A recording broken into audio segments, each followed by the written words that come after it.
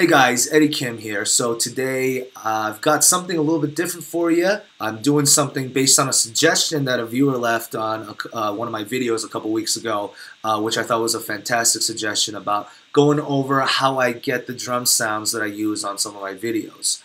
Thank you to that viewer for the suggestion. I thought it was great, so let's go and take a look. All of my drum sounds come from the Toontrack's EZ Drummer line. And a couple months ago, I made the upgrade from EZ Drummer 1 to EZ Drummer 2. And there's a lot of fantastic videos out there on YouTube. YouTubers like Fluff and Ola have put out great videos on going over the features of EZ Drummer 2. I highly suggest checking those videos out. But their videos specifically on EZ Drummer 2 will give you a little bit more explanation on just like in-depth features and such. I'm not going to really go over that since they've already done a great job of doing that. I'm just going to show you how I get the drum sounds that I use from EZ Drummer 2. So if you take a look here on my kit, I've got pulled up just a preset from I think it's the Metalheads. I think it's the Metalheads. Yep, the Metalheads expansion pack. And the reason why I pulled up this particular expansion pack is I like the cymbal sets that are used. It's a variety of cymbals, and they sound great. Nice new feature inside of EZ Drummer 2 is being able to swap out drums and cymbals cross-platform on the actual expansion packs that you may have. So whereas I've kept all the cymbals here from Metalheads, I've actually just changed out the drums. So you can see all my rack toms are going to be coming from the Made of Metal expansion pack. And I'm using the DW Deep Blue Oyster toms, which I think sound great. And for the kick, I have here, again, that DW kit from the Made of Metal expansion pack. My snare is actually a Ludwig Black Beauty. And I think the only other change I've made here is the hi-hats, which come from the EZ Drummer Modern kit.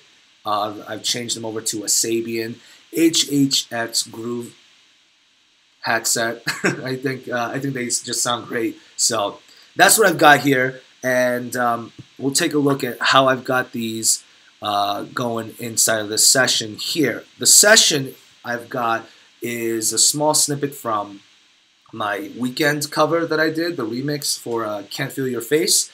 I highly suggest going to check out that video as well, and thank you to those who've already checked it out. And so let's go ahead and give a listen to this small snippet here. I'll go ahead and have the full band play for the first half of the snippet, and I'll just mute the band and have only the drums going on for the second half of this snippet. So let's listen to this.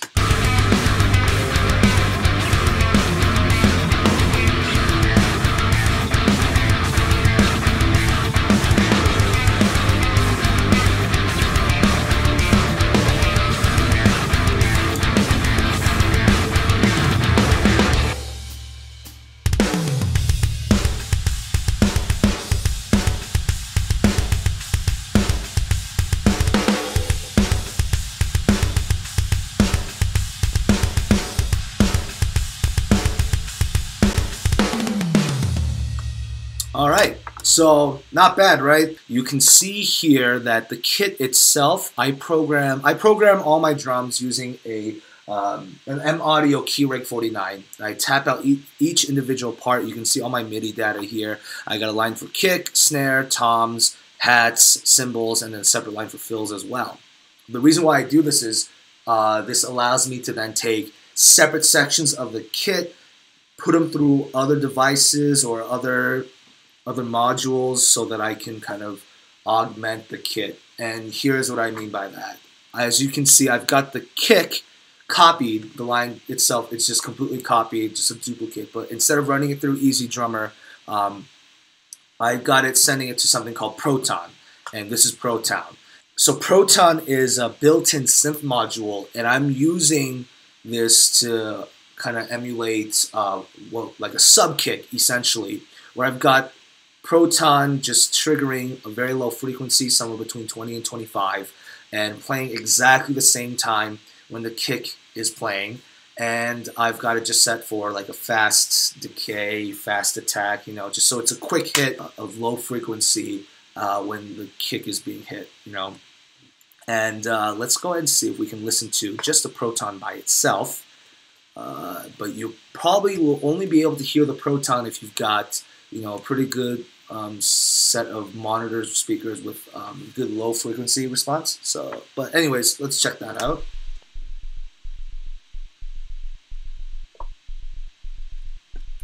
So yeah, just again, it's just being used as a sub kick essentially. So I think it does a really good job of giving you a nice low end thump to add to the kit. So yeah, there's that. And then let's take a look at something else I've done to augment the actual drum sound, which is I made a copy of the snare. And the reason why I made a copy of the snare is because I wanted to kind of get a more focused, more specified reverb sound for the snare. The reverb and room sounds that come with EZ Drummer, they're fantastic as well, but I, again, wanted something a little bit more specified for the application of this song. So what I've done is copy the snare line, and I'm sending it to, actually, you'll see a DLS music device. What is the DLS music device? That's the general MIDI sounds that are coming from, from my Mac here.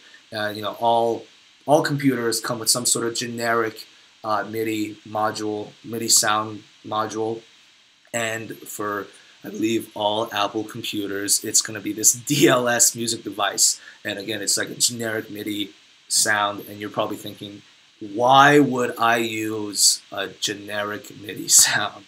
Well, in the application for this song, it works really well to use a snare sound from the DLS music device and completely saturate it with reverb and have that as my reverb sound for my snare.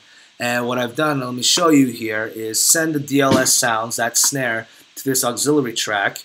And I've got this EQ on there to take out the frequencies that I don't really want from that snare before hitting the reverb. So you can see I did a little dip, a little past 500, a low pass, high pass filter on that.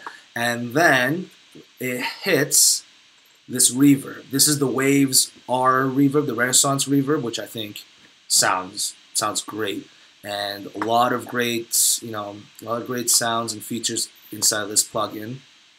And you can do a lot of shaping with the reverb, and you can also do a little gating on the reverb from here as well. But what I've done is actually just used a plugin, a gate plugin, to do the gating itself. And this here is Motu's Intelligent Noise Gate, which is something that comes with Digital Performer. I think it's a fantastic gate, really works well. And yeah, let's go ahead and listen to how this snare sounds, this snare reverb, I should say.